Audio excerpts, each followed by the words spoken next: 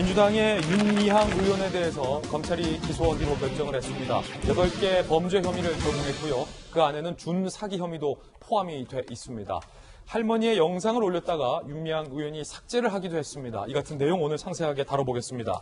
가장 큰 논쟁거리는 검찰은 윤미향 의원이 준사기 혐의를 적용을 했고 윤 의원은 이에 대해서 반발을 하고 있다는 부분인데요. 길 할머니의 기부금, 이걸 어떻게 보느냐가 관건일 것 같습니다. 의사가 길 할머니가 기부 당시에 심신미약 상태가 맞다. 요 사실을 검찰이 근거로 들고 있는 겁니다. 검찰은 윤미향 의원을 준사기 혐의로 기소했고 치매를 앓던 길 할머니를 이용해서 상금 중에 7,920만 원을 정의연에 기부, 증여하게 했다. 검찰 시각이고요.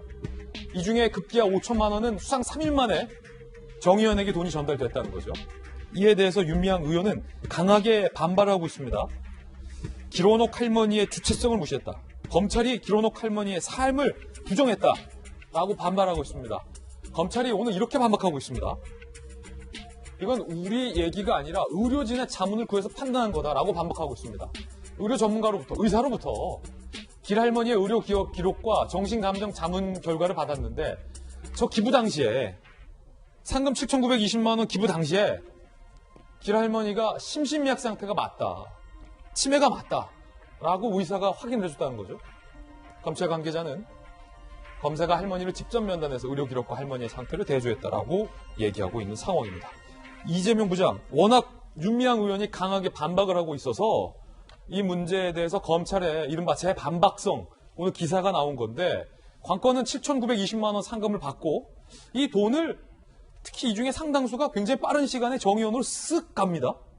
그 형태는 길원옥 할머니가 기부, 증여의 형태로 가는데 만약에 그때 당시 할머니의 판단력이 온당치 못했다면 검찰이 적용한 준사기 혐의가 적용될 수 있는 겁니까? 있는 거죠, 물론. 그런데 이제 어제도 얘기했지만 사실 윤미향 의원의 8가지 혐의 중에 어떻게 보면 윤 의원 입장에선 가장 윤리적이고 도덕적으로 치명상을 입는 게 바로 이 준사기죠. 그러니까 위안부 피해 할머니들을 위해서 30년간 정대협 정형 활동을 해왔는데 그 위안부 피해 할머니 중 한 분이 이제 치매에 걸리셨고, 근데 그 할머니가 2017년 11월에 여성 인권상을 받았죠. 그 상금 1억 원을 받았는데 그 중에 처음에 5천만 원, 그리고 나중에 다시 2,900만 원까지 해서 약 7,900만 원의 상금을 정대현, 정의원 쪽으로 유용했다.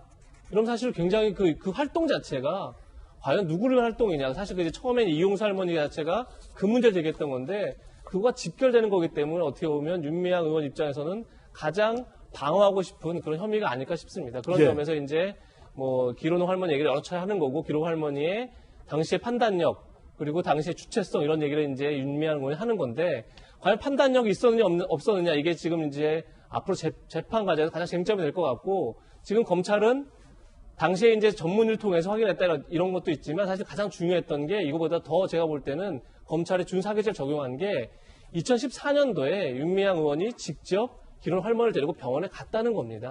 그리고 거기에서 확정적 치매 판단을 받았다는 거죠. 그렇기 때문에 윤미향 의원도 길원옥 할머니가 2017년 11월 상금을 받기 이전에 이미 치매 사실을 알고 있었다. 전 이게 오히려 검찰이 준사기죄를 적용한 더 핵심적인 사안이 아니었을까 싶습니다. 이걸 알면서도 이제 징역을 받았다 그러면, 특히나 어떤 당시에 가족이 있었는데 가족들의 동의도 받지 않고 징역행위를 했다 그러면 그거는 이제 준사기죄처럼 어쨌든 상대방의 심신 장애를 이용해서 본인이 재산상 이익을 취했다 이렇게 볼 수 있는 이제 측면이 있는 거죠. 아니 그러면 이 준사기 혐의 이게 뭔지 좀 한번 살펴보겠습니다.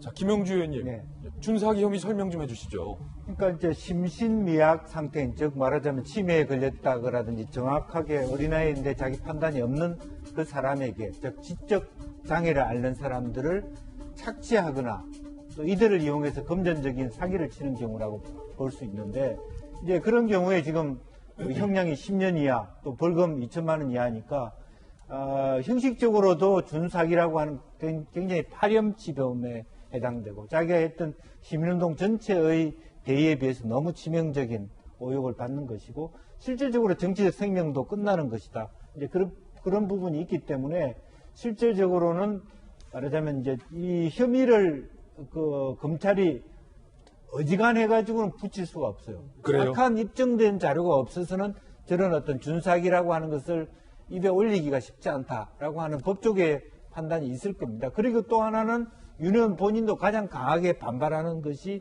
저 항목일 겁니다.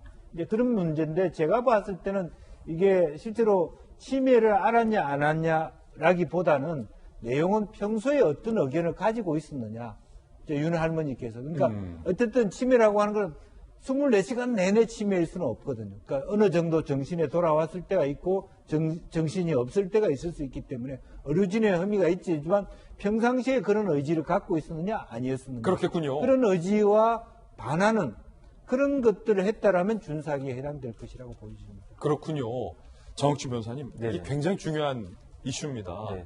사실은 대한민국의 집권 여당의 국회의원에게 대한민국 검찰이 그냥 혐의도 아니고 준사기 혐의를 적용한 거잖아요. 이게 만약에 재판에서 유죄로 인정된다면 윤미향 집권 여당 의원이 준사기를 친 범죄자가 되는 일이고 아니라면 검찰이 생사람을 잡은 꼴이 되는 거잖아요. 그러니까 뭐 국회의원을 떠나서 준사기 같은 행위를 했다라고 하는 거는 인간으로서의 아주 가치가 떨어진다 이렇게 밖에 볼 수가 없는 게 사기가 뭐냐면요. 사람을 속여가지고 돈을 뺏는 게 사기란 말이에요. 쉽게 말하면 준사기는 뭐냐면 그 속는 사람이 속일 필요조차 없는 사람이란 이야기죠.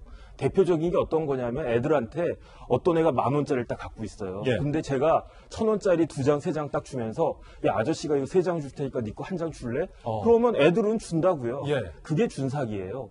그 다음에 이 악질이군요, 굉장히. 악질이죠. 저질이죠. 음. 그 다음에 이제 길할머니가 준사기 당했는지 안 당했는지는 제가 봤을 때 굉장히 쉽거든요. 그 길원옥 할머니가 정신이 이제 막 이렇게 그 장애가 있으실 때도 있지만은 정신이 또렷하실 때가 있단 말이에요. 그때 여쭤보면 돼요. 할머니 저기 5천만 원, 그 다음에 2,900만 원 여기에다가 그 기부하신 거 맞으세요? 할머니가 그렇게 하라고 했어요?